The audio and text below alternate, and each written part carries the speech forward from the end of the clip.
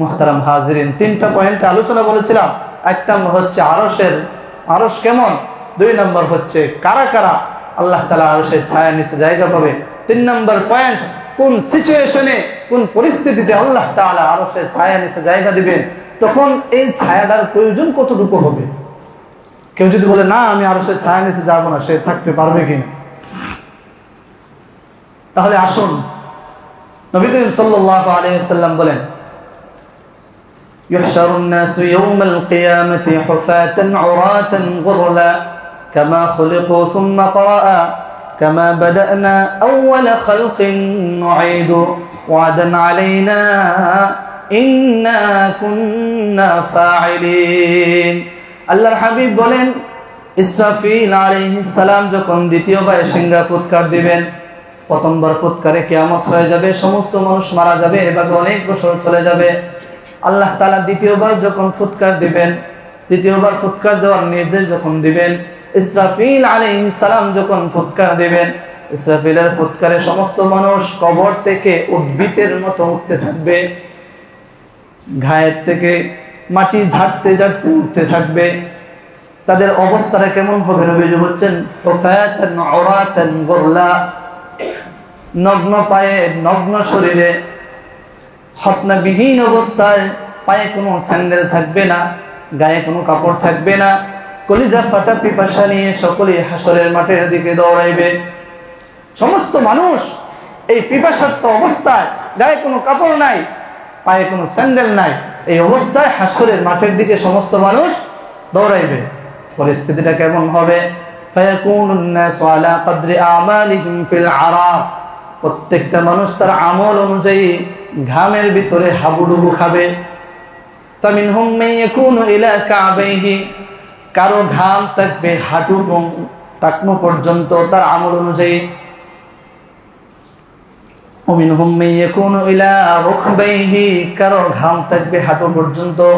ওমিনহুম মান ইয়াকুনু ইলা হুকওয়াইহি, কারো ঘাম থাকবে কোমর পর্যন্ত।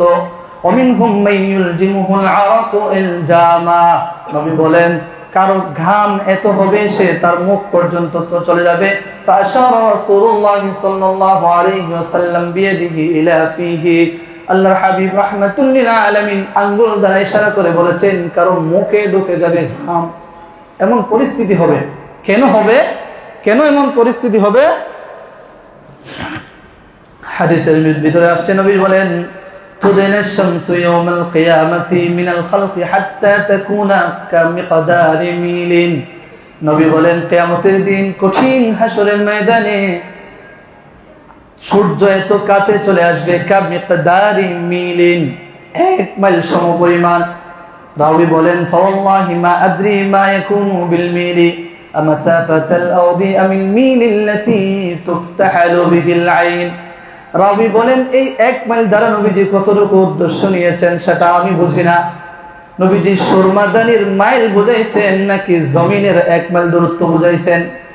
অর্থাৎ নবীজি এই মাইল দ্বারা, মাইল আরবিতে বলে মিল, মিল শব্দের অর্থ দুটো হতে পারে, একটা হচ্ছে জমিনের দূরত্বের 1 মাইল, আর একটা হতে পারে সুরমাদানির কাটিং।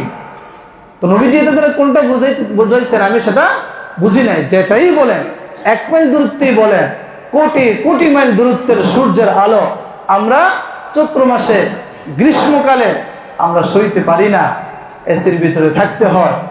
আর সেটা যদি 1 মাইল দূরত্বে চলে আসে তাহলে কি পরিমাণ হবে জানেন?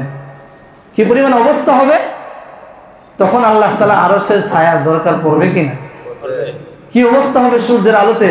সূর্য যখন একেবারে কাছে চলে আসবে, 1 মাইল দূরত্বে চলে আসবে, তখন সূর্যের তাপে জমিটা তামা হয়ে যাবে। শুধু জমি তামা হবে তাই না, সূর্যের তাপে জমি তামা হয়ে যাবে। মানুষের মাথার মগজ ফেনাইয়া কানের ছিদ্র দিয়ে, নাকের ছিদ্র দিয়ে বের হতে থাকবে। ঘামের কথা আগেই তো বললাম, কারো হাঁটু পর্যন্ত, কারো টাকনু পর্যন্ত, কারো কোমর পর্যন্ত, কেউ ঘামের ভিতরে হাবুডুবু খাবে। এটা হচ্ছে নবীদের হাদিসের বর্ণনা। এই পরিস্থিতিতে আল্লাহ রাব্বুল আলামিন এই 7 শ্রেণীর লোককে আল্লাহ তাআলা তার আরশের ছায়ার নিচে জায়গা দিবেন। সুবহানাল্লাহ ওয়া বিহামদি। তাহলে কি মনে করেন এই 7 শ্রেণীর অন্তর্ভুক্ত হওয়ার দরকার আছে কিনা আমাদের? হ্যাঁ, শুধু এই